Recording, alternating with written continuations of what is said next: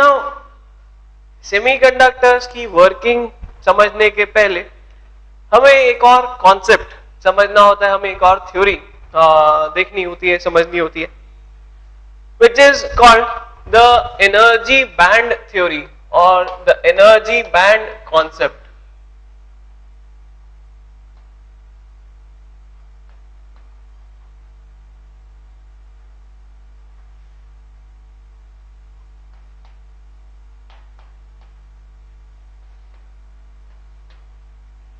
Energy band theory और energy band concept.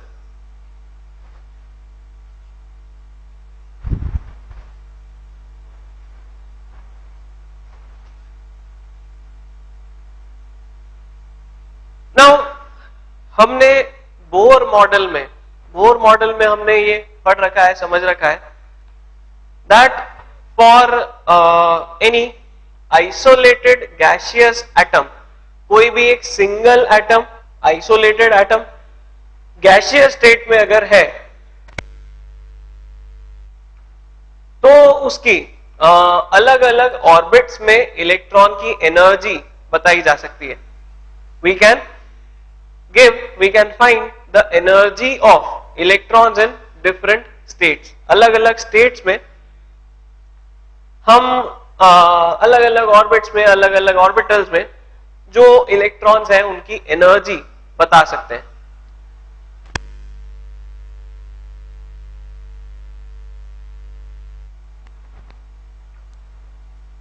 पर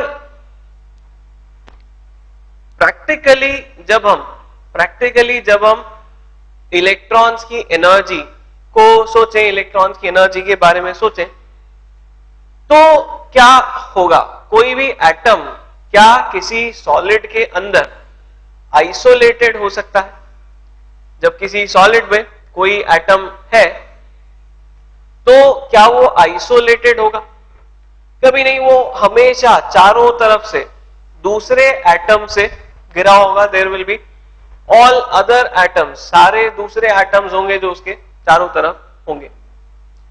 now याद करो, हमने जो एनर्जी थी, जो इलेक्ट्रॉन्स की एनर्जी थी, वो किस तरह से निकाली थी? By using the concepts of electrostatics, electrostatic energy, kinetic energy. In concepts को यूज करते हुए हमने वो इलेक्ट्रॉन्स की एनर्जी फाइंड की थी, एनर्जी बताई थी।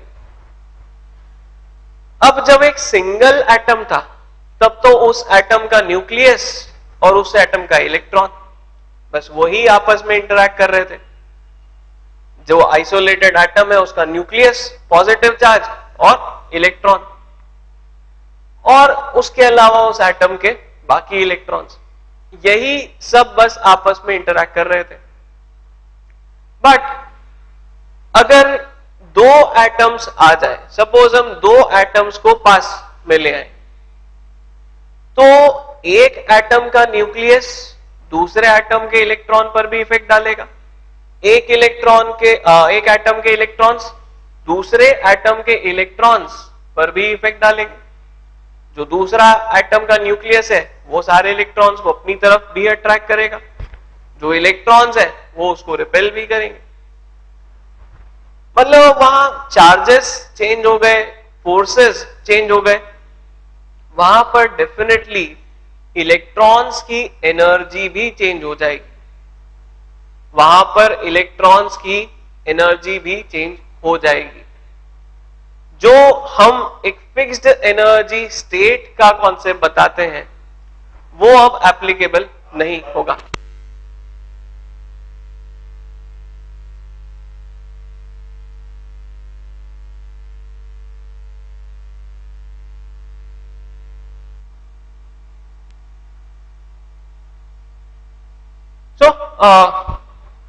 अगर मल्टीपल एटम्स पास में आते हैं तो अब हम फिक्स्ड एनर्जी स्टेट वाली बात नहीं कर सकते। हर इलेक्ट्रॉन पर दूसरे इलेक्ट्रॉन्स, दूसरे एटम के न्यूक्लियाई, उनका भी इफेक्ट होने लगेगा। दूसरे एटम्स के न्यूक्लियस और इलेक्ट्रॉन्स दोनों का ही इफेक्ट होने लगेगा। And they will not have a fixed energy, उनकी जो है एक फिक्स्ड एनर्जी नहीं रह पाएगी। सबसे पहला तो हम यही यहां पर पॉइंट बोलते हैं that now the electrons will not have, अगर सॉलिड स्टेट में कोई मटेरियल की हम बात कर रहे हैं, then as opposed to the Bohr model, the Bohr theory, the electrons will not be in a fixed energy state. In solid state,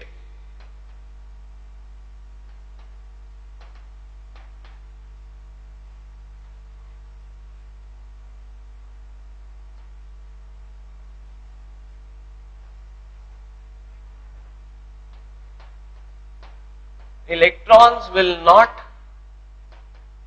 be in fixed energy states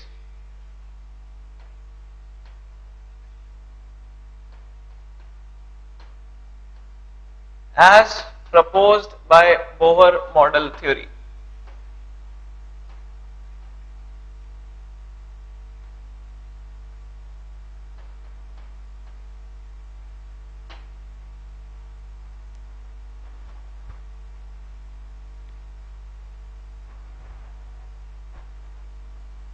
ठीक है, नॉट जस्ट बोर मॉडल, सिर्फ Bohr model ही नहीं, in fact जो हम hybridisation वाला concept भी बोलते हैं, ठीक है, जो हम ऑर्बिटल्स का कॉन्सेप्ट भी बोलते हैं, वो भी सिर्फ सिंगल एटम्स, आइसोलेटेड एटम्स के लिए बताया जाता है। अगर हम बोलते हैं कि 1s2 1s ऑर्बिटल की कुछ फिक्स्ड एनर्जी है, 2p की कुछ फिक्स्ड एनर्जी है, तो वो सब आइसोलेटेड एटम्स के लिए बोला जाता है। जब हम सॉलिड स्टेट की बात कर रहे हैं, then we can't even approximate the atoms to be isolated. हम अप्रोक्सीमेटली भी ये नहीं बोल सकते कि वो एटम्स जो है वो आइसोलेटेड हो, वो तो सब टाइटली पैक्ड, एक क्रिस्टल स्ट्रक्चर में टाइटली पैक्ड है। सो सॉलिड स्टेट में हम ये यहां पर कंक्लूड कर रहे हैं that the electrons due to the interaction with other atoms, due to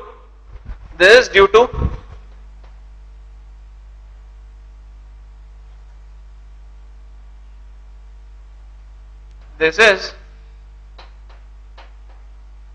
due to interaction of electron with other atoms.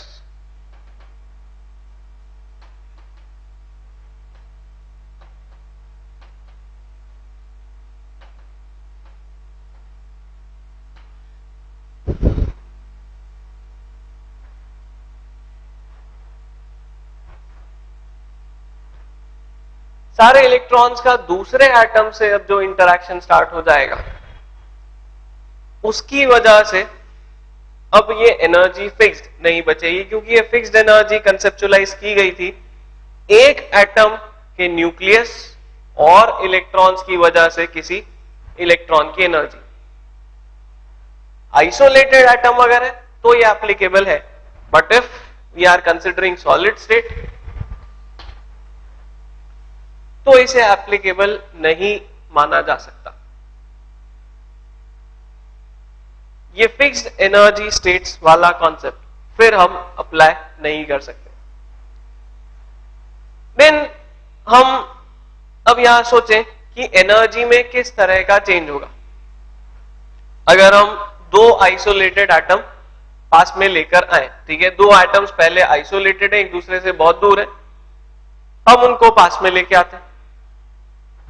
अब जिस इलेक्ट्रॉन पर ज्यादा फोर्स या हम बोले ज्यादा इफेक्ट दूसरे एटम के न्यूक्लियस की वजह से होगा, उसकी एनर्जी बढ़ जाएगी, उसकी एनर्जी जो है बढ़ जाएगी प्लस माइनस, ठीक है। सो नेगेटिव में उसकी एनर्जी बढ़ जाएगी।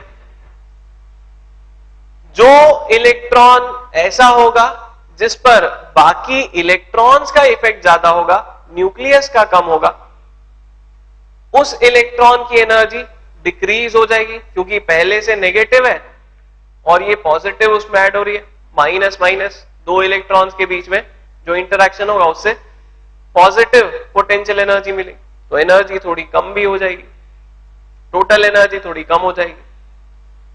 दैट मीन्स हर इलेक्ट्रॉन की एनर्जी इस एनर्जी स्टेट, ये जो हम फिक्स्ड एनर्जी स्टेट बता रहे हैं, उससे कुछ ज्यादा हो सकती है, उससे कुछ कम हो सकती है।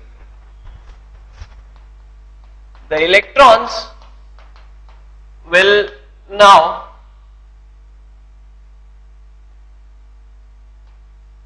have energy either less or more than their earlier energy state.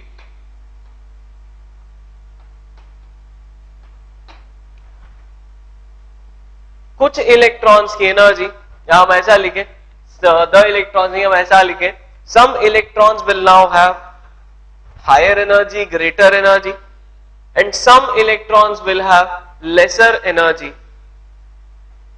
As compare to their earlier energy state.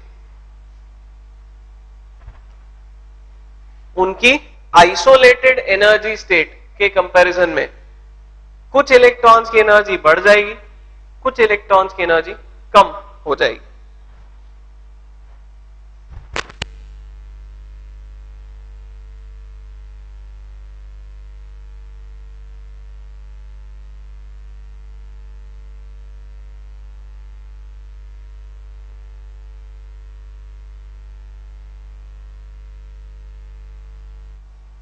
यहीं से अब हम एनर्जी बैंड्स को कंसेप्चुलाइज करते हैं। हम बोलते हैं इलेक्ट्रॉन्स अब 1s energy level, 1s energy state, 2s energy state, 2p energy state में नहीं होंगे, वो 1s energy band, 2s energy band, 2p energy band में होंगे।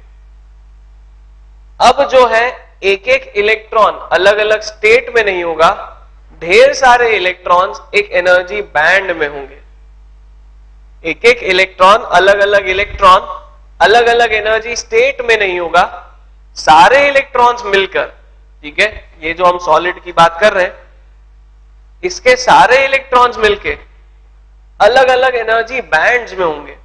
कोई 1s बैंड में होगा, कोई 2s बैंड में होगा, कोई 2p बैंड में होगा, एंड सो ऑन। सो यहां पर अब वो क्वांटाइजेशन वाली बात खत्म हो गई है, but still there will be steps. मतलब 1s जहां खत्म होगा उसके बाद एक कुछ खाली जगह होगी, उसके बाद 2s स्टार्ट होगा, फिर कुछ खाली जगह होगी, फिर 2p स्टार्ट होगा। बट अब वो एनर्जी लेवल फिक्स नहीं रह गया, एनर्जी बैंड बन गया है। सो इन सॉलिड स्टेट, अब सॉलिड स्टेट में हम बोलेंगे, हम एनर्जी स्टेट नहीं बोलेंगे, हम वहां पर एनर्जी बैंड बोलेंगे, ठीक है। Instead of energy states, instead of energy states, now energy bands are formed.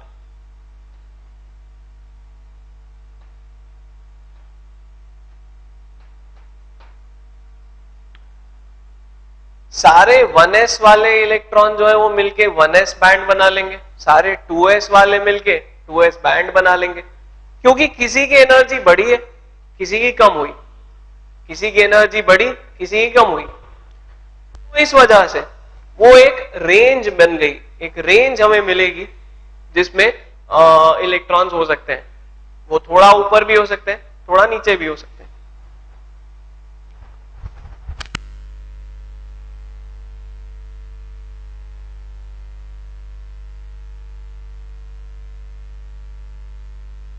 हम इस तरह से समझे इसे, सपोज हम यहां पर एक एनर्जी लेवल डायग्राम अगर बनाए, ठीक है, ये हम 1s सबसे नीचे बता दें।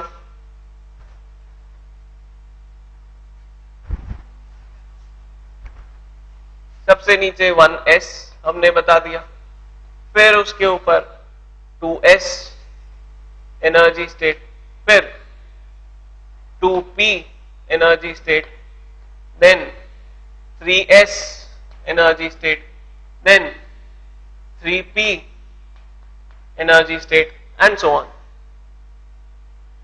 अब हम बोलेंगे इसी के करेस्पॉन्डिंग, यही जो हम यहां एनर्जी स्टेट्स बता रहे हैं, इन्हीं के करेस्पॉन्डिंग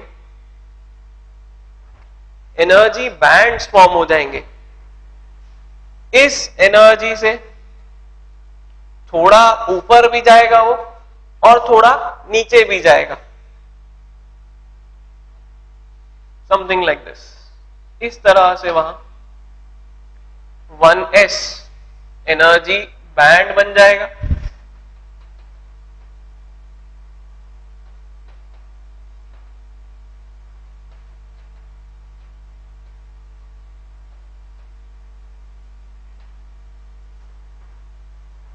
टू एस के करेस्पॉन्डिंग इसी तरह से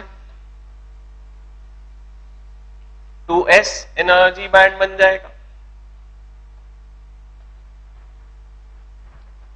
2p के करेस्पॉन्डिंग 2p एनर्जी बैंड,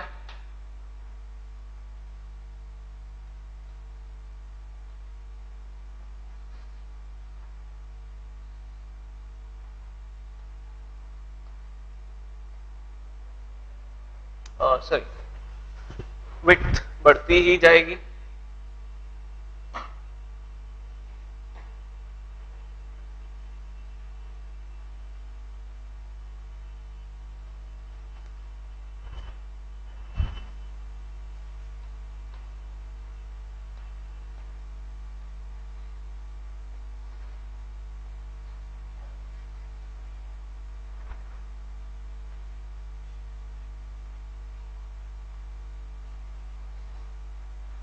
ऊपर तक ये एक्सटेंड होता जाएगा। Energy states, energy bands. बात समझ में आ रही है हम क्या यहां बताना चाह रहे हैं, क्या करना चाह रहे हैं? ये जो बैंड अब बन गया, इसकी जो लिमिट्स होंगी वो इससे कम थोड़ी और इससे थोड़ी ज्यादा, इस तरह से कुछ फिक्स्ड एनर्जी के बीच में अब एक एनर्जी बैंड बन जाएगा जिसमें इलेक्ट्रॉन्स जा सकते हैं। 2s के corresponding 2s energy band, 2p energy states के corresponding 2p energy band and so on. यहां एक बात और नोटिस करें, मैंने सारे बैंड्स जो यहां बनाए हैं उनकी विड्थ बढ़ाते गया हूं। जो बैंड्स मैंने यहां बनाए हैं उनकी विड्थ मैं बढ़ाते ही गया हूं। The reason being the innermost electrons will be the least affected by interaction from other atoms. The outermost electrons will be the most affected by other atoms, interaction from other atoms. जो सबसे अंदर वाले electrons हैं उनकी state में बहुत कम change आएगा, थोड़ा सा ज्यादा थोड़ा सा कम। सबसे बाहर वाले जो इलेक्ट्रॉन्स हैं उनकी स्टेट में हैवी चेंज आएगा, बहुत ज्यादा बढ़ेगी भी, बहुत ज्यादा कम भी हो सकती है। ये भी हम यहां नोट करें। The inner most electrons will be the least affected by interaction,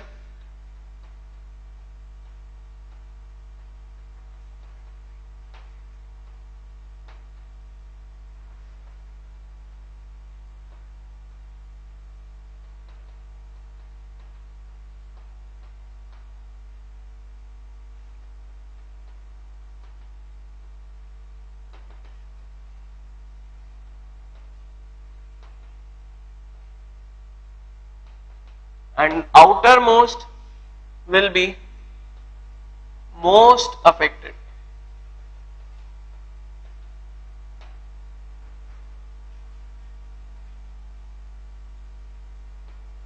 and the outermost will be the most affected, greatest affected.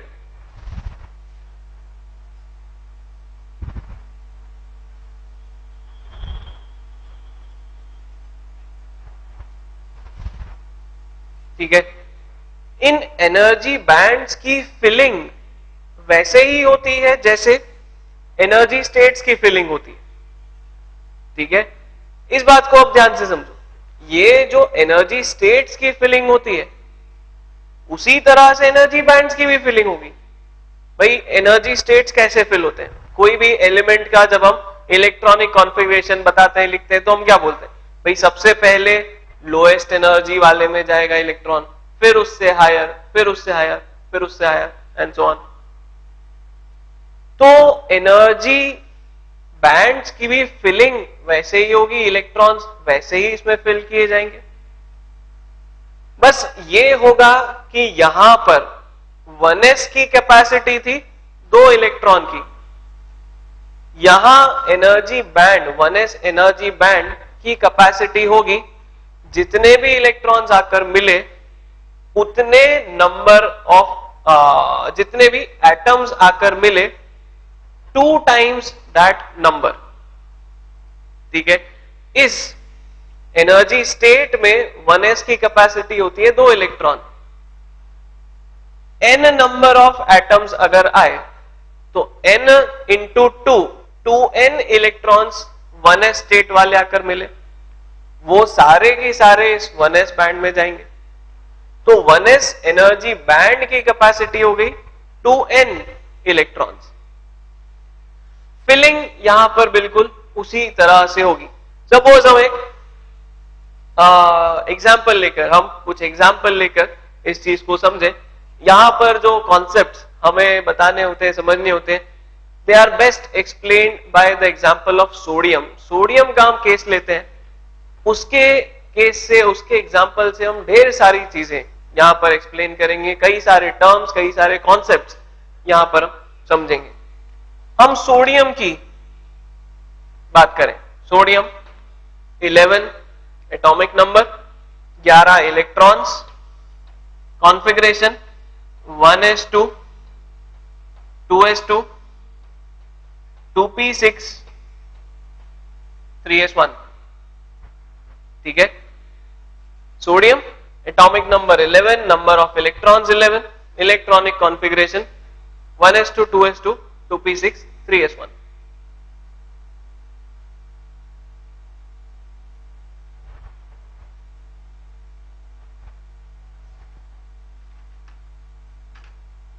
अब हम एनर्जी स्टेट्स में इलेक्ट्रॉन की कैसे फिलिंग करते हैं ये तो हम अच्छी तरह से जानते हैं। हमें 11th में सबसे पहले केमिस्ट्री में यही चीज सिखाई जाती है।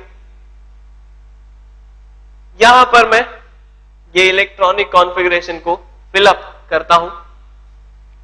1s2 यहां पर 2 इलेक्ट्रॉन बनाए जाते हैं, फिर 2s2 यहां पर 2 इलेक्ट्रॉन भरे जाते हैं, फिर 2p6 इस तरह से 6 इलेक्ट्रॉन्स भर दिए जाते हैं। 3s1, अब 3s में 2 की जगह है लेकिन 1 ही आता है। ठीक है, हम यहां पर ये भी एनालिसिस करते जाए, इसमें 2 of 2, इसमें 2 of 2, इसमें 6 of 6, इसमें 1 of 2। 2 जगह थी 2 भर गए, 2 जगह थी 2 भर गए, 6 जगह थी 6 भर गए, 2 की जगह थी 1 ही वहां पर आया। 2 इलेक्ट्रॉन्स की वहां जगह थी, 1 ही इलेक्ट्रॉन आया। यह है single sodium atom, single isolated sodium atom.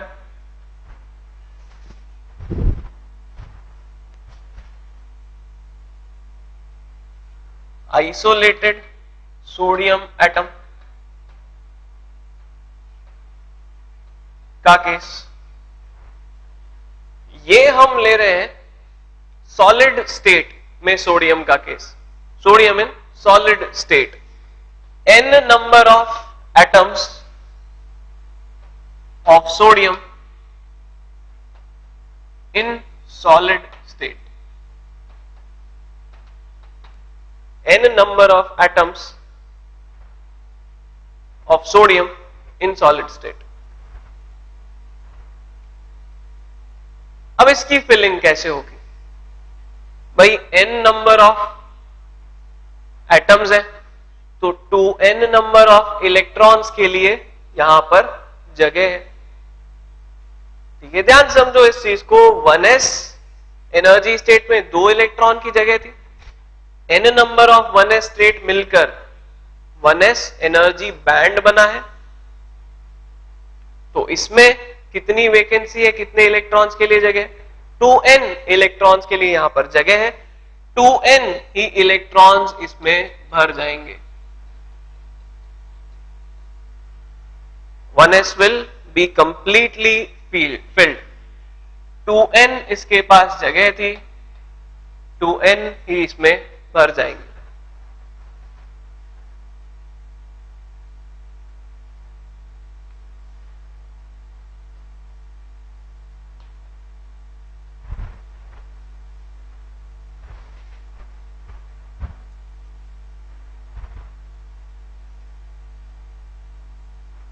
To S को भरते हैं, सेम चीज, 2s के n एनर्जी स्टेट्स मिलकर 2s एनर्जी बैंड बना है।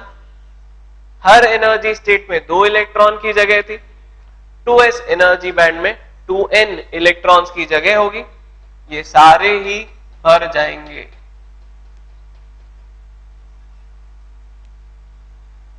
ध्यान रहे हमें कितने इलेक्ट्रॉन्स भरने हैं, यहां हमें 11 इलेक्ट्रॉन्स भरने थे, यहां हमें 11n इलेक्ट्रॉन्स भरने हैं। सिंगल सोडियम एटम में 11 इलेक्ट्रॉन्स थे, वो हमने फिल किए। n एटम से बना हुआ सोडियम सॉलिड स्टेट में उसमें 11n इलेक्ट्रॉन्स हैं, उन्हें हम भर रहे हैं। Again 2n out of 2n occupied, 2n out of 2n occupied।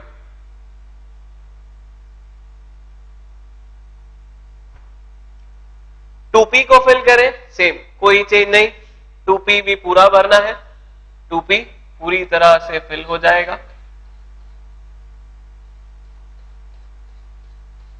2p will be completely filled।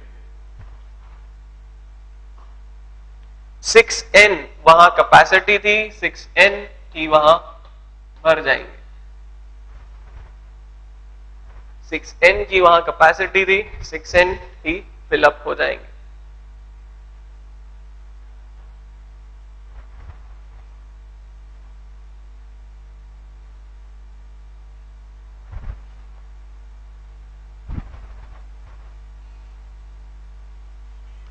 Three S को अब फिलअप करें। अब देखो हम कितने भर चुके हैं, 2n 2n 6n, 10n electrons तो हम भर चुके हैं। बिल्कुल उसी तरह का केस मिल रहा है जैसा सिंगल एटम का था, 2p तक आते आते हम 11 में से 10 भर चुके थे, वैसा ही यहां पे हो रहा है, 11n में से 10n हम भर चुके हैं, 2n खाली जगह बची है, n ही भरने हैं। इलेक्ट्रॉन्स कम से कम एनर्जी में रहना चाहेंगे, ये एनर्जी बैंड अब आधा ही फिलअप होगा।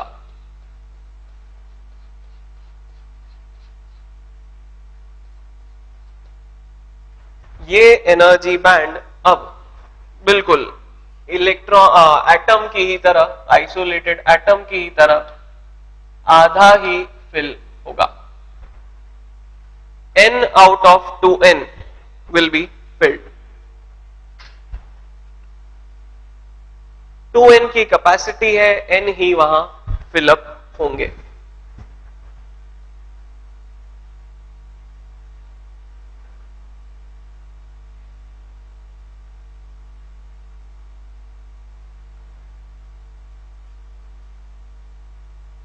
ये सब हम यहां क्यों बता रहे हैं, ये सब हम क्यों समझ रहे हैं? बिकॉज हम अब इस नई थ्योरी के बेसिस पे, ये एनर्जी बैंड वाली थ्योरी के बेसिस पे वापस से फिर से हम कंडक्टर्स, इंसुलेटर्स, सेमीकंडक्टर्स में डिफरेंस समझेंगे और हमें फिर और एक बेटर पिक्चर मिलेगा कि एग्जैक्टली कंडक्टर, इंसुलेटर, सेमीकंडक्टर में क्या डिफरेंस है।